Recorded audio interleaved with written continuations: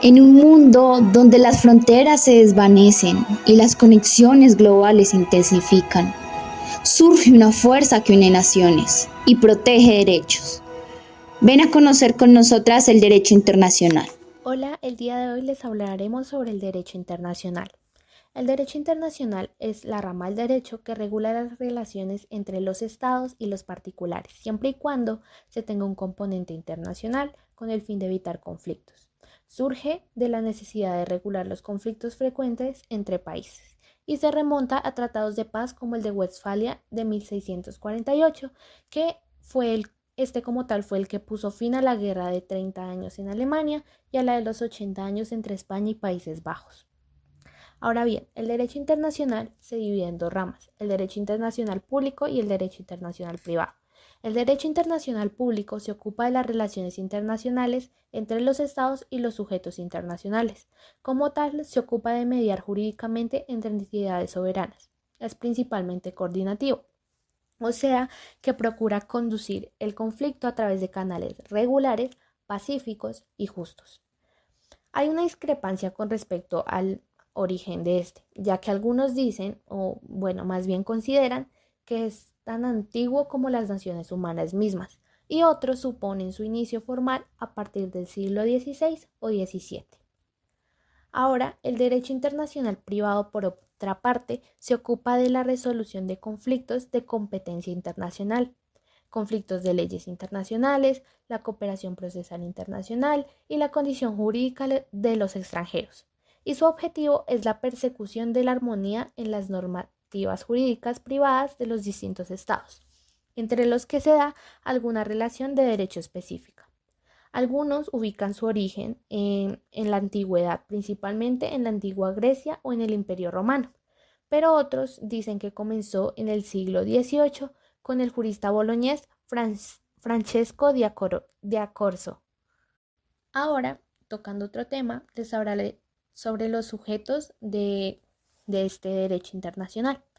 Del derecho internacional público tenemos los estados nacionales debidamente reconocidos por sus partes y por la comunidad internacional, las organizaciones internacionales de mediación y acuerdo internacional, como lo son la Organización de las Naciones Unidas o la Organización Internacional del Trabajo, entre otras, la comunidad beligerante y los movimientos de liberación nacional, que en ciertos casos son reconocidos como actores políticos y no criminales, y la persona física como sujeto pasivo del derecho internacional, pues recibe de este obligaciones y derechos. Por otro lado, los sujetos del derecho internacional privado solo son las personas físicas o jurídicas, que como tal, la persona física es el individuo, el ser humano sin distinción de género, raza o posición social, el cual desde el momento mismo de su concepción adquiere la capacidad de goce y por consecuencia tiene derecho a la protección que el Estado le brinda a través del derecho a todos y cada uno de sus miembros. En cambio, la persona jurídica es un ente con derechos y obligaciones que existe, pero no como persona física, sino como institución que es creada por una o más personas físicas. Se entiende entonces que las fuentes del derecho son las mencionadas en el Estatuto de la Corte Internacional de Justicia. El Estatuto de la Corte Internacional de Justicia es un anexo a la Carta de las Naciones Unidas. ¿Qué pasa con esto? Como el Estatuto forma parte de las Naciones Unidas, todos los estados que ratifican la Carta también aceptan el Estatuto. El artículo 38.1 del Estatuto de la Corte Internacional de Justicia establece cuáles son las fuentes del derecho internacional que debe aplicar la Corte Internacional a la hora de resolver un caso que le haya sido sometido. El artículo 38.1 establece: la Corte, cuya función es decidir conforme al derecho internacional, las controversias que sean sometidas deberán aplicar a. Las convenciones internacionales, sean generales o particulares, que establezcan reglas expresamente reconocidas por los estados litigantes. B.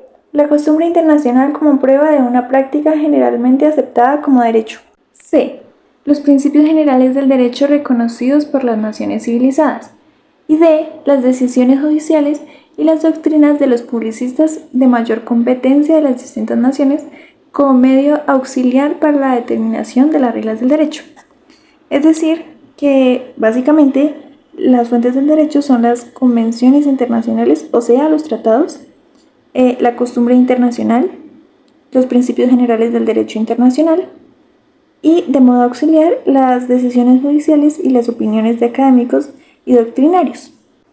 Si vamos a hablar de derecho internacional, empecemos por los principales tratadistas a nivel global.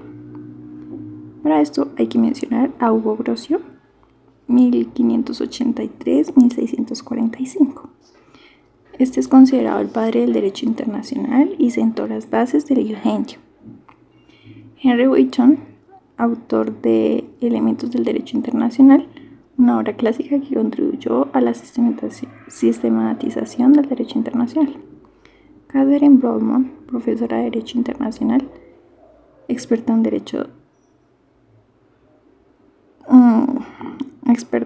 en Derecho Internacional de los Derechos Humanos y Derecho Internacional Humanitario.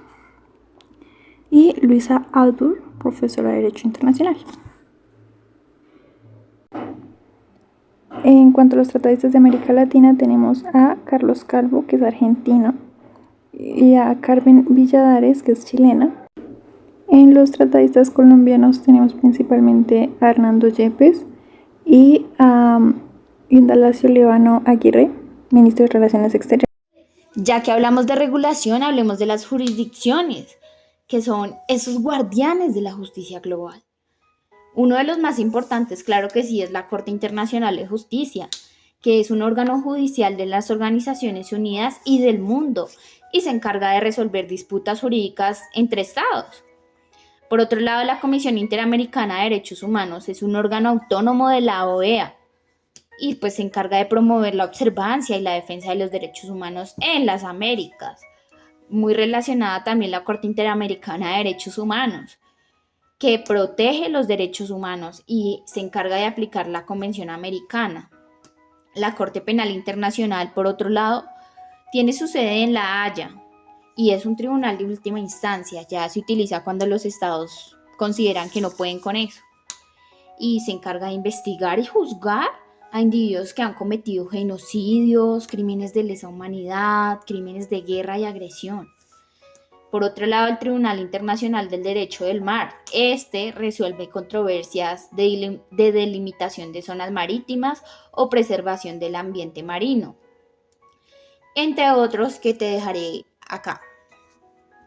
Bueno, en términos de jurisprudencia, encontramos la sentencia C-664 del 2013, en la que se hace una revisión de la constitucionalidad del protocolo relativo a la prohibición del empleo en la guerra de gases asfixiantes, tóxicos o similares y de medios bacteriológicos, y además su ley aprobatoria, la Ley 10 de 1980.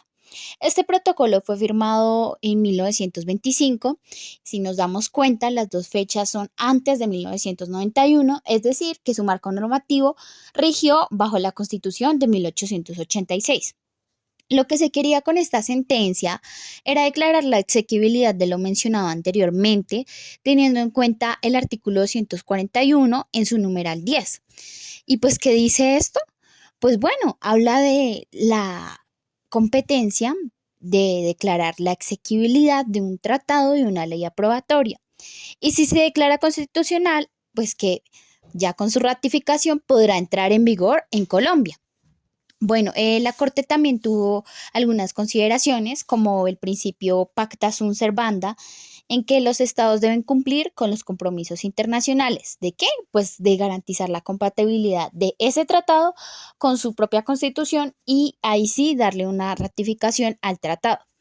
Y también alude al bloque de constitucionalidad, en que, aunque este protocolo no hace parte del texto constitucional, tiene una jerarquía constitucional. Es por esto que finalmente la Corte resuelve declarar exequible el protocolo y la Ley 10 de 1980, teniendo en cuenta que el protocolo pues alude a una supremacía constitucional y la Corte determina que la ley al regirse bajo la Constitución de 1886, debía regirse bajo algún artículo. En este caso fue el artículo 86, que es el goce a un ambiente sano y la protección a la diversidad. Y por otro lado, el protocolo cumple con el derecho internacional de limitar los métodos y medios de guerra. Y es decir que pues estos sí se declararon constitucionales. Esto es todo hasta acá, esperamos hayas aprendido mucho.